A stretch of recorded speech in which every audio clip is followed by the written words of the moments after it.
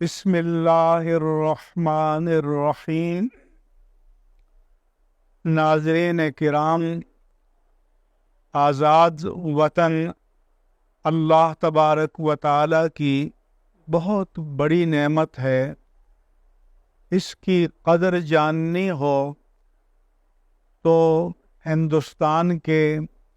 مظلوم اور مجبور مسلمانوں سے پوچھو، مقبوضہ کشمیر کے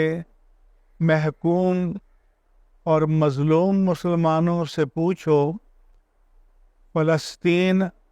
اور میانمار کے محکوم اور مظلوم مسلمانوں سے پوچھو۔ عربی میں کہتے ہیں تعرف الاشیاء بازدادها، ہمیں کسی چیز کی حقیقی قدر و قیمت تب معلوم ہوتی ہے جب اس کی ضد کو دیکھیں۔ نور کی قیمت ظلمت سے معلوم ہوتی ہے، علم کی قدر جہل سے معلوم ہوتی ہے، بصارت کی قدر بینائی چھن جانے سے معلوم ہوتی ہے۔ ہمیں اللہ تبارک و تعالی کا بے انتہا شکر ادا کرنا چاہیے کہ اس نے اپنے فضل و کرم سے ہمیں 14 اگست 1947 کو اسلامی جمہوریہ پاکستان کی صورت میں ایک آزاد وطن عطا فرمایا۔ آج ہم 77واں یوم آزادی اور آزادی کی 76ویں سالگرہ منا رہے ہیں، لیکن یہ آزاد وطن کسی نے تحفے میں رکھ کر نہیں دیا۔ اس کے پیچھے ایک طویل جد و جہد ہے، قربانیاں ہیں۔ ہمارے اکابر نے اس آزاد وطن کے حصول کے لیے جانوں کی قربانیاں پیش کی، مال و متاع اور عزت و آبرو کی قربانیاں پیش کیں، قید و بند کی صعوبتوں سے گزرے، حرمتیں پامال کی گئیں، اور بالآخر اللہ تعالیٰ نے ہمیں یہ آزاد وطن نصیب فرمایا۔ پھر اس آزادی کے تحفظ کے لیے مختلف مواقع پر 1947، 1965، 1971 اور اس کے بعد ہمارے مسلح افواج نے، ہمارے مجاہدین نے، ہمارے شہیدوں اور غازیوں نے بے بہا اور بے انتہا قربانیاں پیش کیں، اور پوری قوم کل بھی ان کی پشت پر تھی اور آج بھی ان کی پشت پر ہے۔ سو جب ہم آزادی کی نعمت سے مستفید ہو رہے ہیں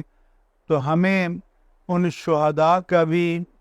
شکر گزار ہونا چاہیے، اور ان غازیوں کا بھی شکر گزار ہونا چاہیے کہ جن کی عزیمت، استقامت اور جد و جہد اور قربانیوں کی برکت سے آج ہم آزاد فضا میں سانس لے رہے ہیں۔ خطرات کل بھی تھے، خطرات آج بھی ہیں۔ ہمارا دشمن سرحدوں سے باہر بھی ہے اور خود ہماری سرحدوں کے اندر بھی اپنی کبین گاہوں میں موجود ہے۔ اس لیے ہمیں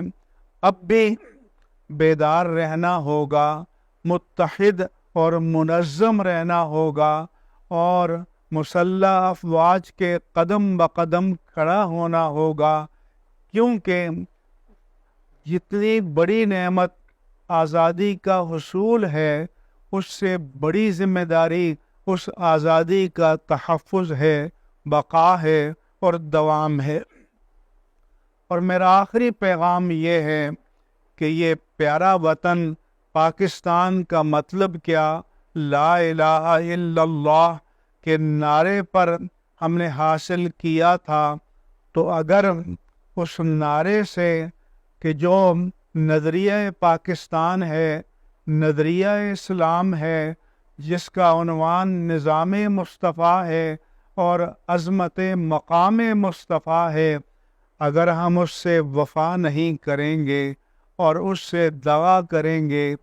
جفا کریں گے، تو پھر